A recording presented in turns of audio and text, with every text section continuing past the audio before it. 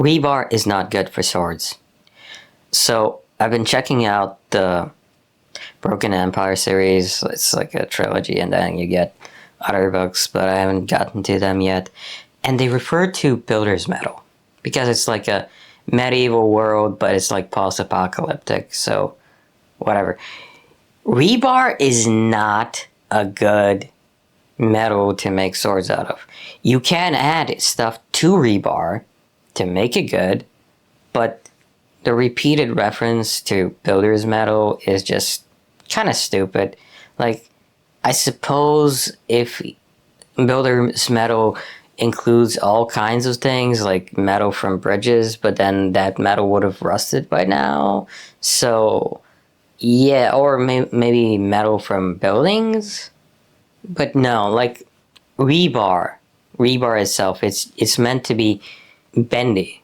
It's more about tensile force, tensile strength, whereas a sword has to focus on toughness and sharpness and resilience, so you add a little bit of copper so that it doesn't rust. So yeah, like, thing about world building that really needs to be in your mind when you're designing post-apocalyptic stuff, rebar has a rusting issue.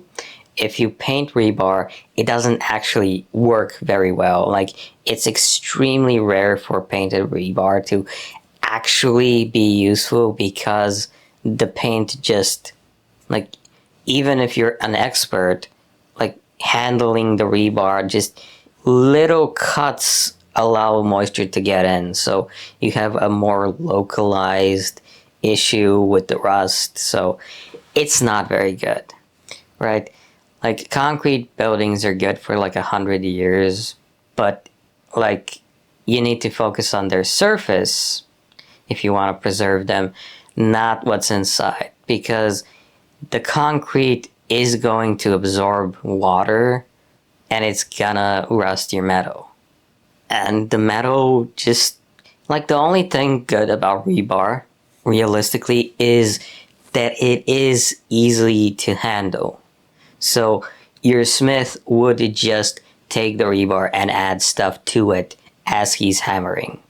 Sure, that's nice, but like, the cost of raw steel versus rebar, it's fundamentally cheaper. So if you're setting up some sort of Stargate style situation where people from an advanced culture sell stuff to people from a more primitive culture, they should just give them raw metal and lights, I guess. Maybe LEDs.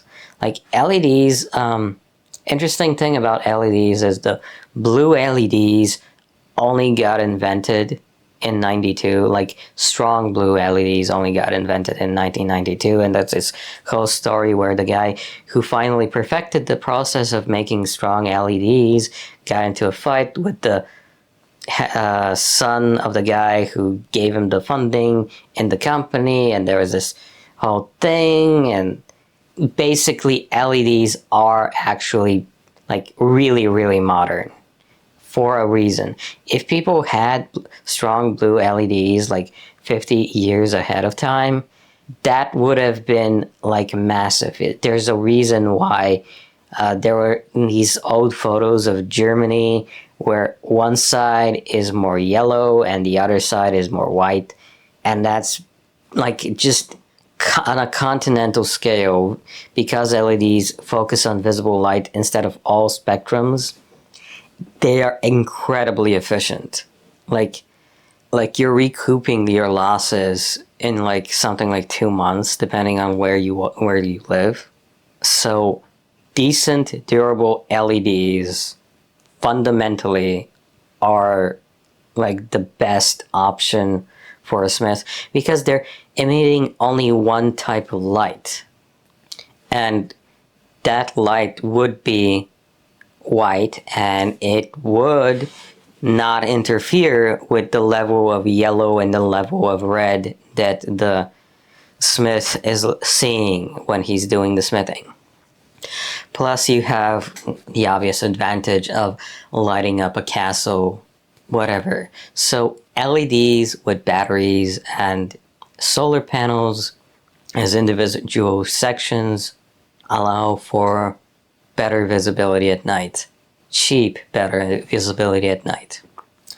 Like, I'm sure you could probably power them using water, like some sort of bucket system, or just using like a weak wind turbine, which would also be like a thing that's useful to sell to primitive cultures.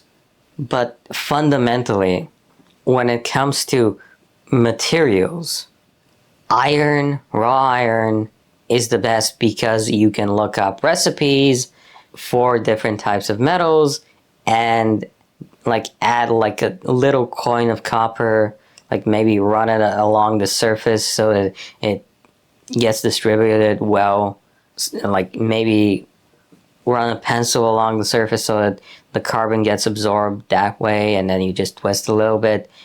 Just fundamental logic, the fundamental logistics and logic of smithing, like, just requires a better understanding than just future metal good, past metal bad. Past metal, like late medieval, like metals would have probably been a lot better than rebar.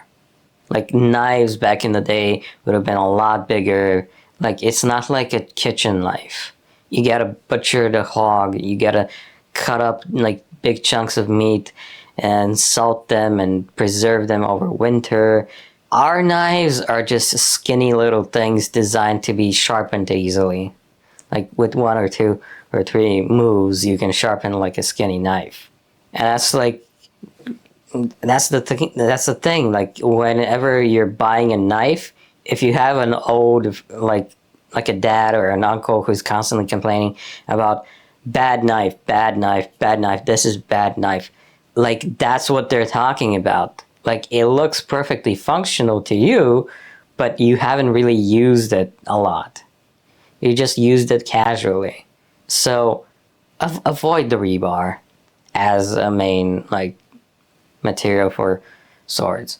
I suppose because polearms, like pole axes, pole axes would have been the more common, more useful weapon in an army, because they give you reach and they're like a group weapon and it's not like a lord's weapon.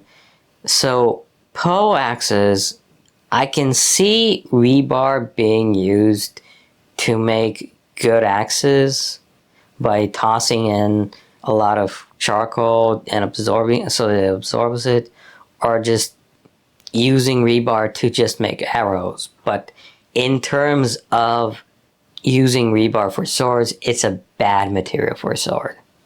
And that's about it.